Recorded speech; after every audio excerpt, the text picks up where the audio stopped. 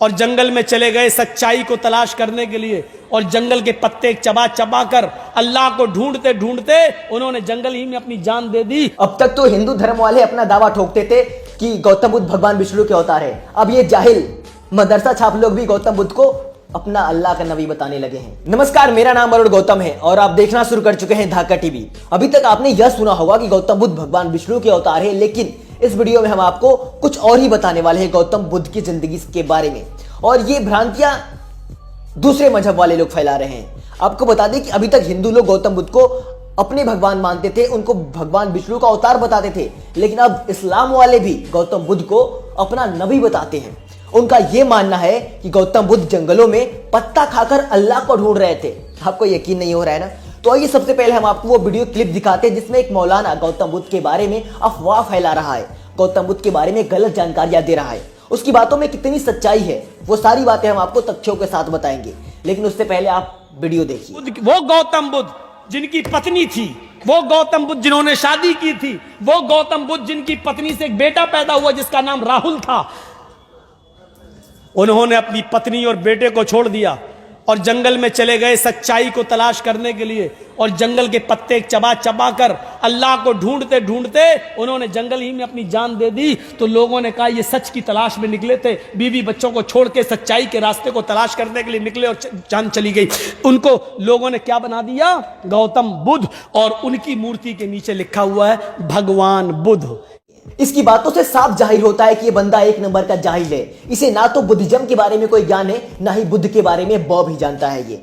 ये कह रहा है कि गौतम बुद्ध अपने बच्चे अपनी बीवी को छोड़कर चले गए थे और जंगलों में जाकर पत्ता खाकर अल्लाह को खोज रहे थे।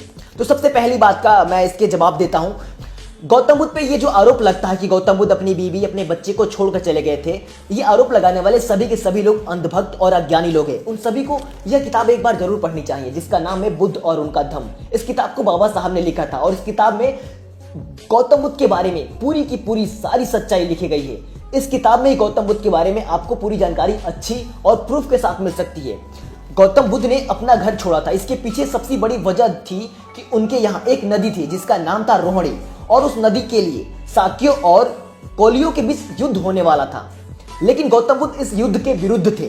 गौतम बुद्ध नहीं चाहते थे कि यह युद्ध हो, लेकिन शाक्यों का यह कहना था कि हमें उस नदी के लिए युद्ध करना होगा।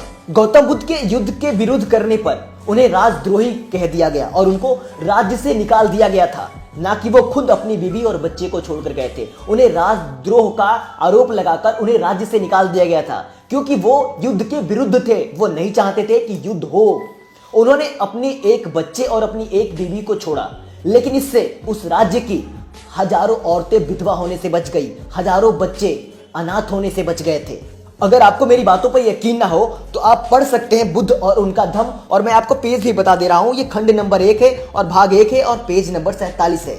आप जरूर एक बार पढ़े बुद्ध और उनका धम्म। इसने दूसरी जो बात कही है कि गौतम बुद्ध पत्ता खाकर और जंगलों में अल्लाह को ढूंढ रहे थे। अबे मौलाना, अल्लाह तो तेरे आसमान में है ना, फिर जंगलों में कहां से ढूंढ रहे थे? और एक बता दे, एक सन्यासी मतलब तेरे मौलाना एक कोई बता दे जो जंगलों में पहाड़ियों में जाकर तपस्या मेडिटेशन कर रहा हो। अबे मेंटल तुम लोग होते हो यार, तुम्हें मेडिटेशन का एम ना पता है। तुम तो भाई शांति प्रिय धर्म वाले हो ना, तुम्हें कैसे पता मेडिटेशन क्या होता है? और जंगलों में कुछ भी मतलब उलझुल बातें कर सकते हो। और ये चूतिया बोल रहा है कि गौतम बुद्ध जंगल में ही मर गए थे। अबे जंगल में नहीं मरे थे, वो सारनाथ में आकर अपना पहला उपदेश दिए थे। ये बात हमारे देश के बच्चा जानता है। अनपढ़ है। जब तक मदरसे का ज्ञान रहेगा, मौलाना सत्य से अनजान रहेगा। तो बस इसी के साथ आपसे विदा लेता हूं। अगर हमारी बातों से किसी मुस्लिम भाई के दिल को कष्ट पहुंचा हो तो वो एक बार बुद्ध और उनका धम्म पढ़ ले।